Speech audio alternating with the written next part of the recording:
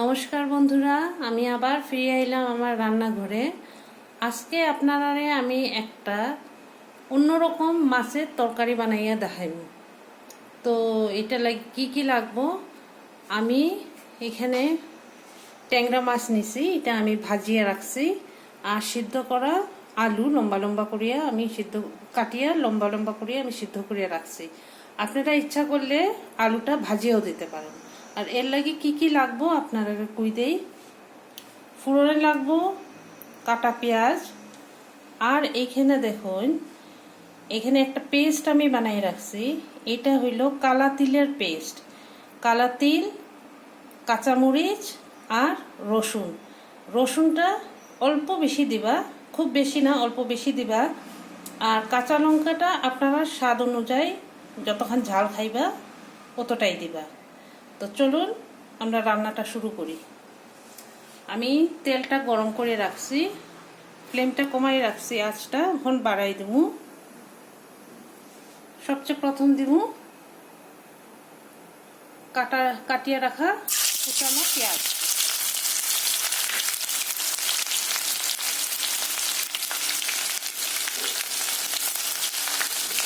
পেঁয়াজটারে হালকা ভাজি দিব আগে, খুব ভাজতাম না।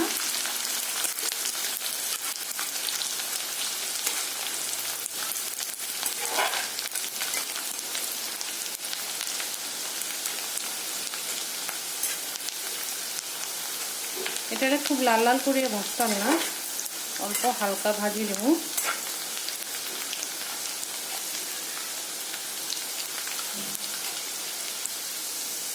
আচ্ছা দেখুন, এটা হালকা ভাজা হয়ে গেছে।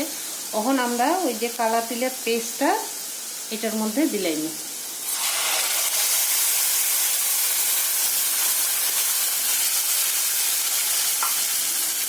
আস্তে আস্তে কমাই দেব। আর দিলাম অল্প বাটি ধোয়া জলটা।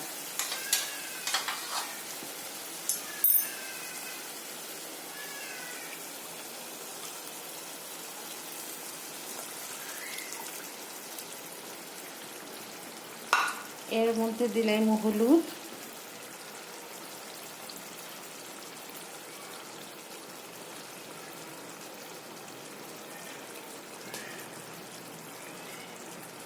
লবণ আপনারা স্বাদ অনুযায়ী দিবা।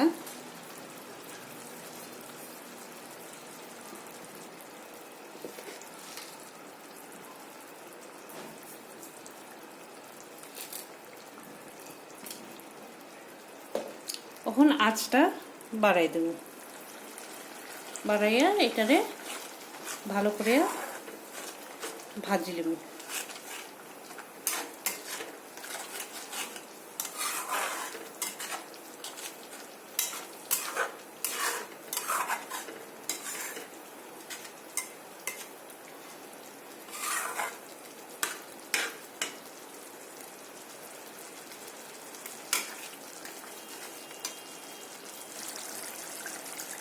তো বন্ধুরা দেখুন, তেল ছাড়িয়ে গেছে। এখন আমরা এটা মশলাটা ভাজা হয়ে গেছে। এখন আমরা সিদ্ধ করা আলুটাই এটার মধ্যে দিলাম।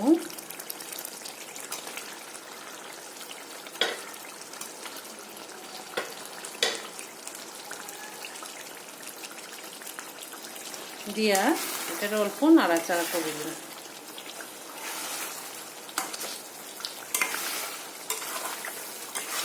বেশি করতাম না, ভাজতাম না। এবার জল দিলাম।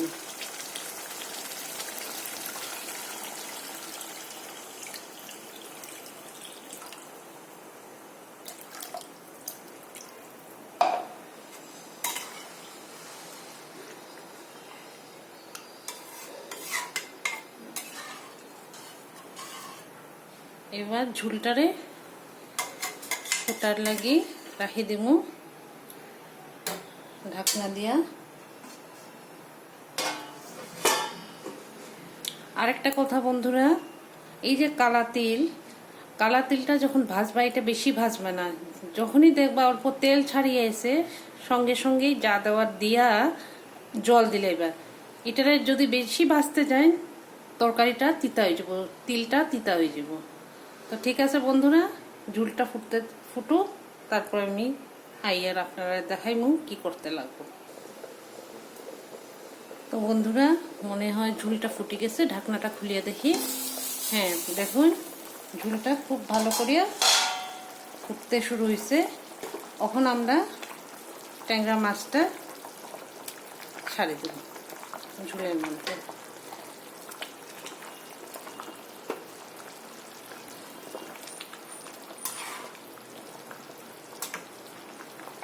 আর এটারে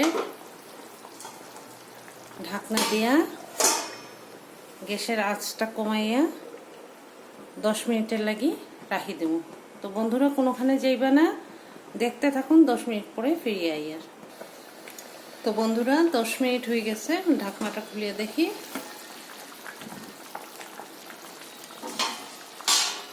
আমরা কালা তেল দিয়া মাছের তরকারি রেডি।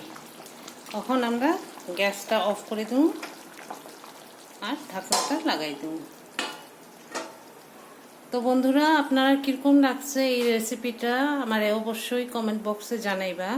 আর যদি ভালো লাগিয়া থাকে তো এই কালা তেল দিয়ে অনেক ধরনের রান্না আছে, যদি আপনারা আরও দেখতে চান তো অবশ্যই আমার কমেন্ট বক্সে জানাইবা।